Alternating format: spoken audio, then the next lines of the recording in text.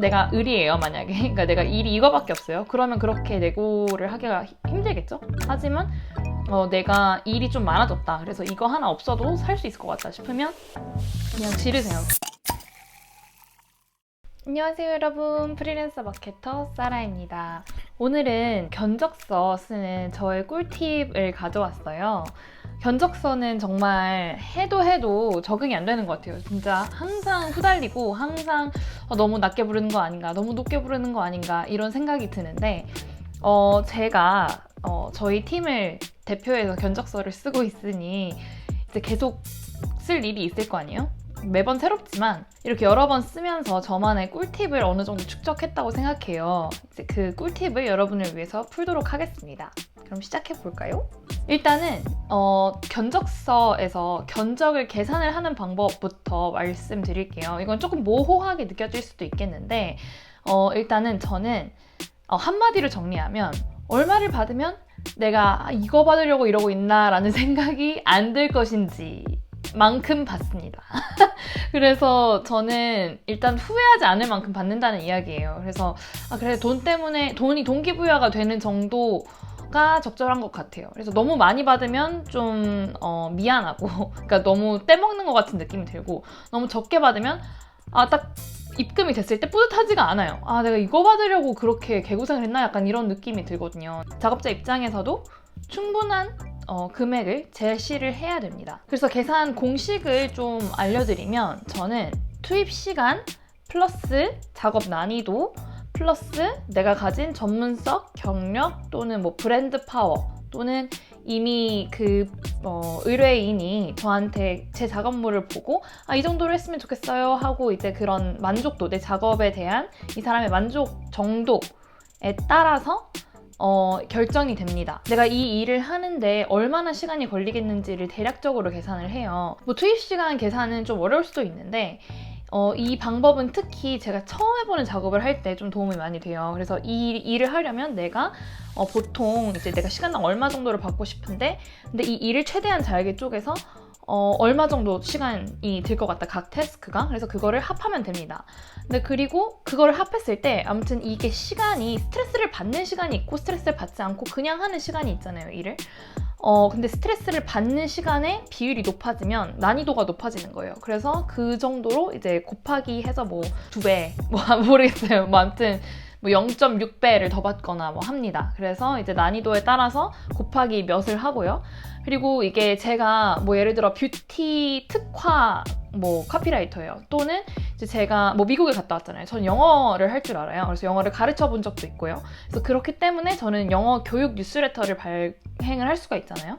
그냥 일반 뉴스레터를 쓰는 사람은 영어를 가르칠 수가 없을 거 아니에요. 그래서 그 가치를 더해서 견적을 냅니다. 그래서 일단 이것이 기반이고요. 그 외에도 저는 커뮤니케이션 코스트를 고려를 해요. 그게 무슨 말이냐면, 이게 클라이언트에 따라서 뭐 특히 좀 제조업이거나 아니면 좀 연령대가 있으신 클라이언트 분들은 전화를 정말 많이 하세요. 이게 아침마다 전화하시는 분들도 계시고 그냥 별 얘기 아니어도 꼭 전화로 하시는 분들이 많은데, 그럴 경우 정말 번거롭거든요. 근데 그래서 이제 전화를 하는 정도. 근데 그리고 회의를 막 엄청 자주 요청해 주시는 분들도 계세요. 근데 그러면 회의를 준비도 해야 되고 뭐 대면으로 가서 회의를 해야 될 수도 있고, 약간 그런 회의 빈도도 아무튼 고려를 하셔야 되고. 근데 그리고 이게 클라이언트가 리포팅을 요구하는 경우도 있고요. 근데 그러면 그냥 이거를 정리해주세요. 그냥 그 사람들 입장에서는 정리해주세요지만 사실은 이게 리포팅 빈도가 낮아질수록 저는 일을 더 해야 되는 거잖아요. 근데 그래서 이제 그런 리포팅의 유무와 빈도, 정도, 뭐 난이도 약간 이런 것들을 고려를 하고요. 안 그러면 가장 좋겠지만 몇몇 클라이언트는 굉장히 무례하기도 해요. 그래서 무례하고, 그리고 무례하진 않지만 또 까다로운 분들이 있어요. 뭐 수정을 진짜 세밀하게 요청하시거나 좀 마이크로 매니징 하시는 분들이 계시거든요. 그럴 경우에는 이게 스트레스를 받는 정도가 올라가고 난이도가 올라가니까 커뮤니케이션 코스트도 증가하겠죠. 근데 그래서 저는 그에 따라서도 더 돈을 많이 받고 있습니다. 근데 무례함의 경우에는 저는 사실은 사람 스트레스를 받지 않으려고 프리랜싱을 하는 게 굉장히 크거든요.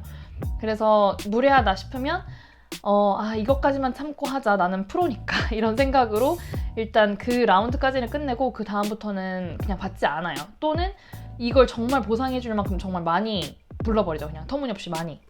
그래서 저는 그 커뮤니케이션 코스트가 굉장히 중요한 요소들 중에 하나예요. 그리고 이제 내 업무의 포화 정도에 따라서도 좀 더 돈을 많이 받기도 해요. 그러니까 제가 그냥 평소에 그냥 널널할 때는 예를 들어 10만 원을 받던 일인데 제가 갑자기 일이 진짜 많아졌어요. 그래서 이제 제 시간의 일단 가치도 올라갔는데 근데 제 에너지의 총량이 따로 있잖아요. 근데 그것이 지금 확 줄면서 내가 이 일을 함으로써 탈진을 더 빨리 하게 될 거 아니에요? 근데 그러면 내 시간의 가치가 더 높아지니까 제가 너무 바쁘거나 이제 너무 스트레스를 많이 받았거나 아니면 제 에너지가 너무 적어가지고 뭔가 리소스가 많이 없을 경우에는 좀 더 높여서 부르는 편입니다. 이렇게까지 계산을 했는데도 약간 잘 모르겠다 싶으면 가장 좋은 방법은 비슷한 일을 하고 있는 다른 분한테 얼마 정도 받으시고 어떤 식으로 일을 하세요? 라고 물어보는 거예요.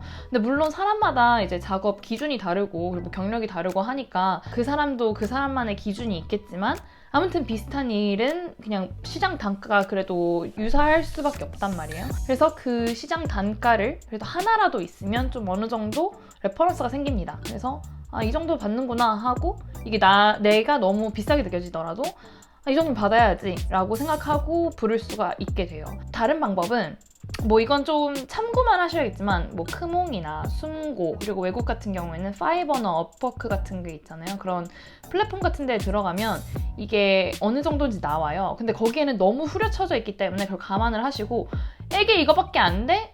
그럼 내가 어떻게 먹고 살지? 이렇게 생각하지 마시고 그냥 여기는 후려쳐져 있으니까 이 사람의 아웃풋을 보면 근데 보통은 내가 할 수 있는 것보다 잘 못해요. 근데 그래서 또는 그 사람의 커뮤니케이션 코스트가 굉장히 높아요. 예를 들어 소통이 잘 안 되거나 이것은 왜 그런 거예요? 라고 했을 때 답변이 잘 안 온다거나 이런 식으로 일하기 굉장히 어려운 사람들이 많아요. 같이 일을 하기.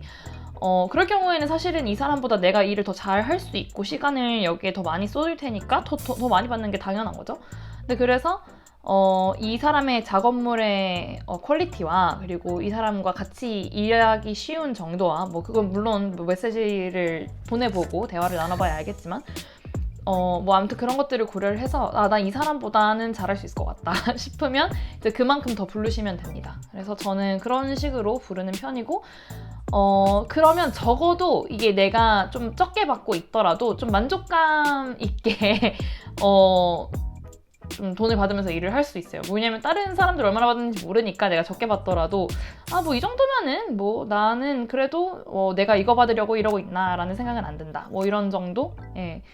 그래도 그런 정도로는 받고 하고 이제 나중에 이게 사실은 더 비싸게 받는다 싶으면 그냥 올리세요. 그래서 제가 이제 견적을 좀 잘못 말씀드렸는데 시장 단가는 사실은 제가 말씀드린 이 정도가 아니라 이 정도입니다. 근데 그래서 단가를 올렸으면 좋겠고 또 시장 단가는 이 정도 퀄리티의 기준인데 저는 그것보다 지금 더 많이 하고 있기 때문에 이 정도 가격을 받아야 할 것 같습니다. 라고 이야기를 해야 돼요. 물론 내가 을이에요, 만약에. 그러니까 내가 일이 이거밖에 없어요. 그러면 그렇게 내고를 하기가 힘들겠죠? 하지만 내가 일이 좀 많아졌다. 그래서 이거 하나 없어도 살 수 있을 것 같다 싶으면 그냥 지르세요. 그래서 네, 이거는 좀 질러야 되고 그러려면 제가 갑이 되어야 돼요. 제가 다른 일들도 하고 있어야 됩니다. 이게 없으면 굶어 죽을 정도면 안 돼요. 아무튼